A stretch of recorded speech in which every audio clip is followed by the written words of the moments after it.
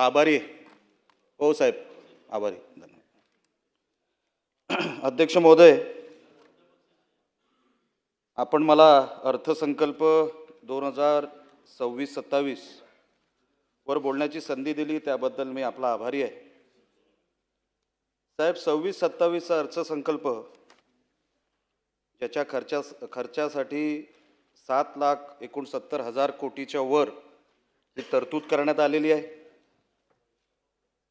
Fiscal deficit हे 3% खाली ठेवण्यात आलेलं आहे. रेव्हेन्यू डेफिसिट 1% खाली ठेवण्यात आलेलं आहे. आणि GSDPच्या समोर आपण जेव्हा आपण कॅल्क्युलेट केलं ती टक्केवारी आता 20%च्या जवळ आलेली आहे. अध्यक्ष महोदय, जेव्हा आपण GSDPच्या माध्यमातून कॅल्क्युलेशन करतो, आपण हे सगळे आकडे आटोक्यात आणण्याचा आपण जो प्रयत्न केला आहे, मी सरकारचं, सन्मान्य वित्तमंत्र्यांचं मनापासून अभिनंदन करतो, त्यांचं कौतुक करतो. एक दुसरी बाजू जेव्हा आपण GSDPची बघतो, GSDPचा अर्थ आपल्याला सगळ्यांना माहिती आहे, राज्याचा GDP.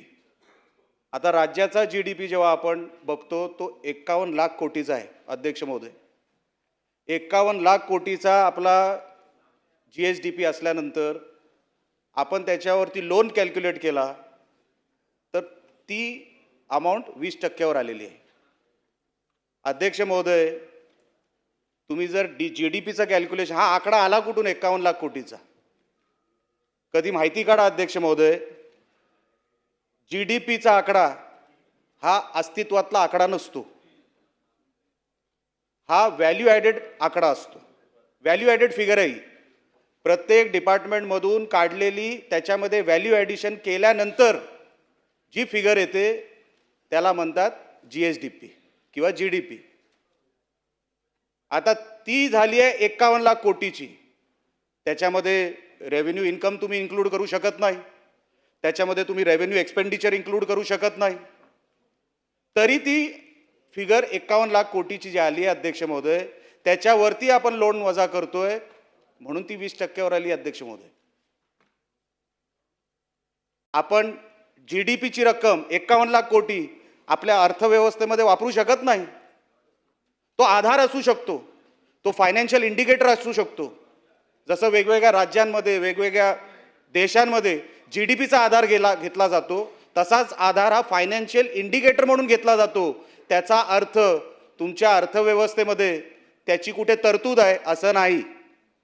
म्हणून सरकारने या विषयावर गांभीर्याने लक्ष द्यावं की आपण जेव्हा म्हणतो आपला महसुली जमा हा 6,13,000 कोटीचा आहे,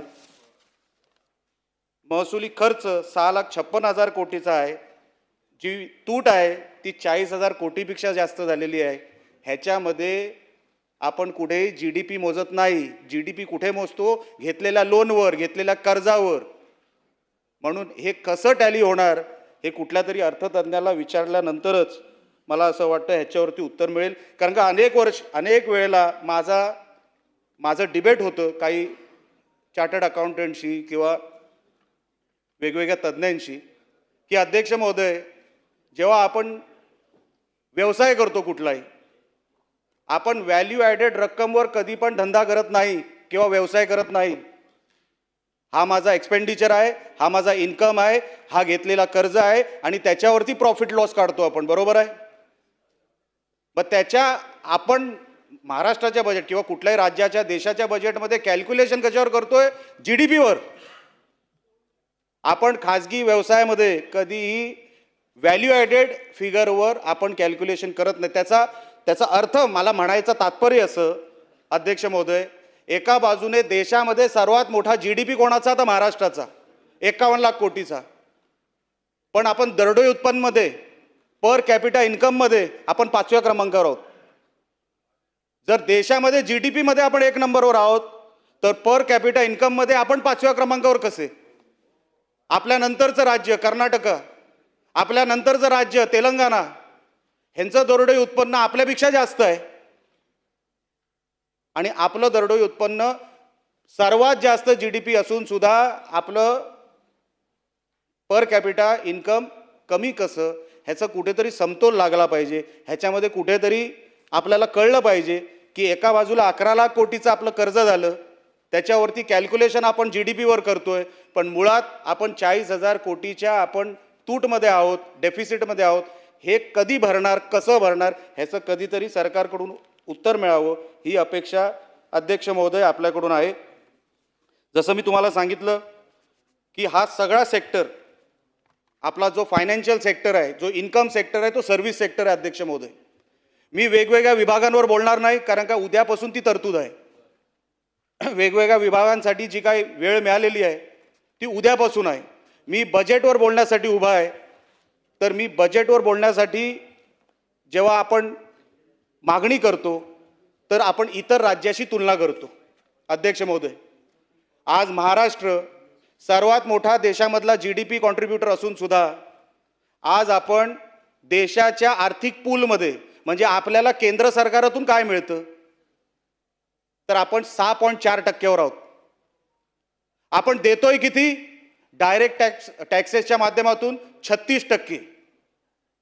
सर्वात जास्त GSTला कॉन्ट्रीब्युटर महाराष्ट्र, सर्वात जास्त डायरेक्ट टॅक्स कॉन्ट्रीब्युटर महाराष्ट्र, पण आपल्याला मिळत आहेत किती? 6.4%. 16th फायनान्स कमिशनमध्ये जेव्हा मागच्या वर्षी मला असं वाटतं 2025मध्ये त्यांची मीटिंग गठीत झाली आणि त्याच्यानंतर 2026 ते 2031 पर्यंतचा जो 5 वर्षाचा विंडो असतो फायनान्स कमिशनचा, त्याच्यामध्ये महाराष्ट्राला 6.4% निर्धारित करण्यात आलं. अध्यक्ष महोदय, मागच्या फायनान्शियल बजेटमध्ये पण मी मागणी केली होती 1% महाराष्ट्राला आपण त्या कॉन्ट्रीब्युशनमध्ये वाढवावं, आपलं पुरं वजन त्याच्यामध्ये लावावं. तर हा सगळा खर्च, ही सगळी तूट अध्यक्ष महोदय त्याच्यातून आपल्याला महाराष्ट्राला मिळू शकते. कारण आपल्याला माहिती आहे अध्यक्ष महोदय, डायरेक्ट टॅक्समध्ये आपण केंद्राला पाठवतोय किती? 7,61,000 कोटी. GSTच्या माध्यमातून 3,61,000 कोटी. 11 लाख कोटी तर इकडचेच झाले. आणि आपण ग्रँट आणि आपले GSTची आपण रक्कम जर आपण मिळते किती ती कॅल्क्युलेट केली, 1,09,000 कोटी. आपण देतोय किती? 100 रुपये. मिळत आहेत किती? 6 रुपये. UP राज्य देत आहे किती? 1 रुपया. मिळत आहेत किती? 2.5 रुपये. UP राज्य, तिथे कुंभमेळा झाला, त्यांचं फायनान्शियल आता सगळं बरोबर झालं. आज साहेब त्यांची टक्केवारी किती आहे गव्हर्नमेंट पूलमध्ये? केंद्र सरकार त्यांना देत आहे किती? आज साहेब UP सरकार हे सरप्लसमध्ये आहे. त्यांचं बजेट सरप्लसमध्ये आहे 78,000 कोटीमध्ये. UP सरकार सरप्लसमध्ये असून केंद्र सरकार त्यांना पाठवतंय किती? 3,60,000 कोटी. आपण काय वाईट केलंय? आपण श्रीमंत राज्य आहोत, ही आपली चूक आहे का? अहो, आपण वेगवेगळ्या राज्यांना सांभाळतो अध्यक्ष महोदय, आपल्या महाराष्ट्राला कोण सांभाळतंय? 1% फक्त वाढवायचा होता 2026 ते 2031 पर्यंत. माझी आपल्याकडे विनंती अध्यक्ष महोदय, आपण जेव्हा हे सगळे फायनान्स सेक्रेटरी आणि फायनान्स डिपार्टमेंट जेव्हा केंद्र सरकारच्या फायनान्स डिपार्टमेंट बरोबर बसत असेल, चर्चा करत असेल, तर किमान ग्रँटमध्ये आपल्याला जे पैसे मिळतात, जे आपल्याला GSTचा वाटा मिळतो, त्याच्यामध्ये कुठेतरी आपली टक्केवारी वाढवावी आणि मग आपण वेगवेगळ्या डिपार्टमेंटवर चर्चा करावी की कुठल्या डिपार्टमेंटमध्ये किती खर्च होतोय. अध्यक्ष महोदय, आर्थिक अहवालामध्ये इकॉनॉमिक सर्व्हे ऑफ महाराष्ट्र 2025-26 मध्ये काय उल्लेख आहे की पावसाळा चांगला असून सुद्धा आपण शेतीमध्ये प्रोडक्शन कमी केलं. जो सर्वात मोठा सेक्टर आहे तो सर्व्हिस सेक्टर आहे, कॉन्ट्रीब्युटर. त्याच्यानंतर अध्यक्ष महोदय, MSME जे आपल्या राज्यामध्ये आर्थिक अहवालानुसार 2.52 कोटी नोकऱ्या देतं, ज्याचं पोर्टल आहे, त्या पोर्टलवर 62 लाख लोकांनी नोंदणी केलेली आहे. त्या MSME सेक्टरकडे आपण कधी लक्ष देणार आहोत अध्यक्ष महोदय? 63 लाख हे व्यावसायिक आहेत, त्याच्यातले 62 लाख हे मायक्रो एंटरप्राइजेस चालवत आहेत, त्याच्यानंतर स्मॉल, त्याच्यानंतर मीडियम. आपण कधी त्यांच्यावर लक्ष देणार आहोत? आर्थिक उलाढाल आपल्याला वाढवायची ना अध्यक्ष महोदय.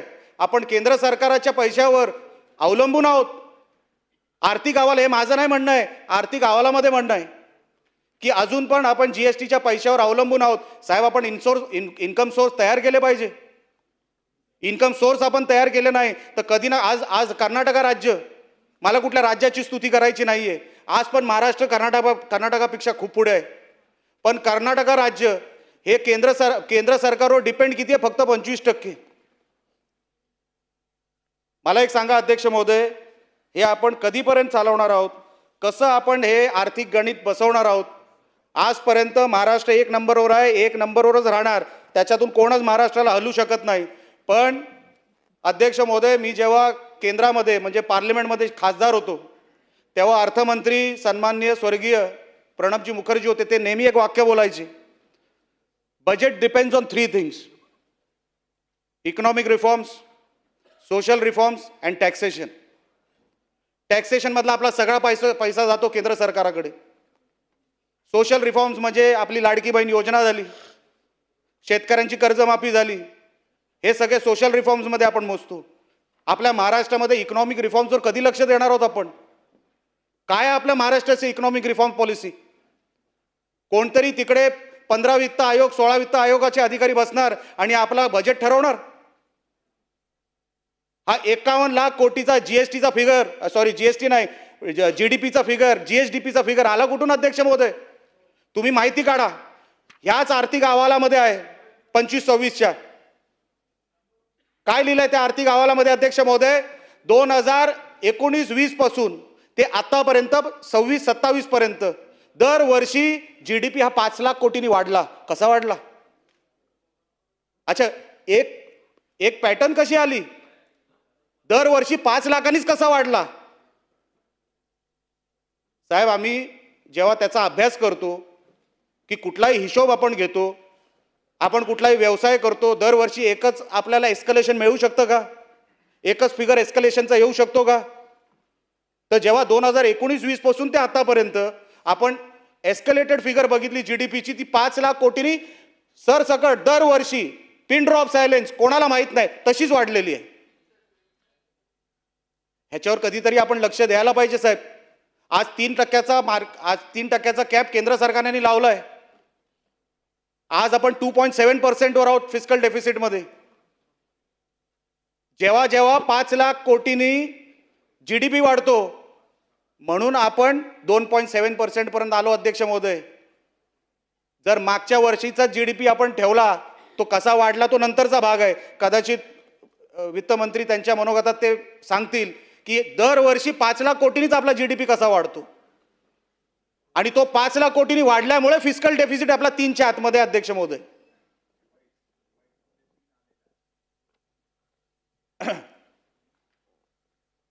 सदस्यांचं म्हणणं रिवाइज मध्ये 3 आलेलं आहे, ते मला माहित नाही, माझ्या बघण्यामध्ये 2.7 आहे. तर जेव्हा आर्थिक उलाढालीमध्ये आपण फिस्कल डेफिसिटवर आपले मापदंड मोजतो, रेव्हेन्यू डेफिसिटवर, जो डे टू डे आपले एक्सपेन्सेस आहे, रेव्हेन्यू डेफिसिटवर आपण एक्सपेन्सेस 1% पेक्षा खाली मोजतो, आणि ओव्हरऑल डेट आपण 18% वर मोजतो किंवा 20% वर मोजतोय. अध्यक्ष महोदय, आपल्याला बजेट सारखा बघितला पाहिजे. इथे मी अनेक सिनियर सदस्यांना बघितलं, ते आपापल्या विभागांवर बोलतायत, मतदारसंघाला फायदा कसा होईल त्याच्यावरती बोलतायत. माझी अपेक्षा नव्हती अध्यक्ष महोदय, मी नवीन सदस्य आहे. सिनियर लोकांना मी ऐकलं आज. सिनियर लोक अर्धा 1-1 तास एका विशिष्ट विषयावर बोलत राहिले. आपण बजेटवर कधी बोलणार आहोत? आज वेस्ट बेंगॉल सारखं राज्य, अध्यक्ष महोदय, मी जास्त लांबलचक भाषण करणार नाही, वेस्ट बेंगॉल सारखं राज्य ते आर्थिक संकटात आहेत. त्या 3.5 फिस्कल डेफिसिटवर आहेत. ते दिवाळखोरीत गेलेले आहेत.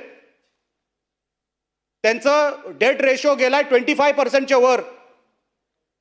मग मी अभ्यास केला, त्यांचा इकॉनॉमिक सर्वे वाचला. साहेब, ते इकॉनॉमिक रिफॉर्म्समध्ये चुकलेत. ते कर्ज घेण्यामध्ये नाही, कर्ज त्यांना मिळालं नाही त्या तुलनेमध्ये जेवढं महाराष्ट्राला मिळालं, पण कर्जामुळे नाही तर त्यांच्या इकॉनॉमिक रिफॉर्म्समुळे ते चुकलेत बंगालसारखं राज्य, आणि म्हणून ते दिवाळखोरीत चाललंय.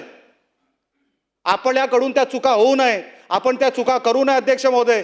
म्हणून माझी विनंती आहे सरकारला आपल्या माध्यमातून की आपण जेव्हा वित्तमंत्री याच्यामध्ये उत्तर देतील, या सगळ्या विषयांवर आपण प्रत्येक विभागाला किती देतो अध्यक्ष महोदय ते नगण्य. आताच्या वेळेला आपण आर्थिक व्यवस्था सुधारण्यासाठी आपल्याला काय पावलं इकॉनॉमिकली उचलावी लागणार, सोशल रिफॉर्म्सचा आपण बघतोय, टॅक्सेशनचा आपला भागच येत नाही कारण का तो सेंट्रल गव्हर्नमेंटकडे जातो. मग आपल्याकडे स्टेट लेवल टॅक्सेस जे आहेत, जे काय स्टॅम्प ड्युटी मिळते, जे काय आपल्याला रजिस्ट्रेशन चार्जेस मिळतात ते आणि आपलं उत्पन्न, त्याच्यामध्ये आपण राज्याला कसं उभं करायचं, कसं त्याच्यातून आर्थिक संकटातून बाहेर काढायचं. अध्यक्ष महोदय, मला ह्या गोष्टींची उत्तरं मिळाली तर खरोखरच वित्तमंत्र्यांचा मी आभार व्यक्त करीन. बाकी मी कुठल्याही विभागावर बोलणार नाही कारण का त्या विभागवार चर्चा उद्यापासून आहेत. माझं जे काय म्हणणं होतं ते मी सभागृहाच्या समोर ठेवलेलं आहे.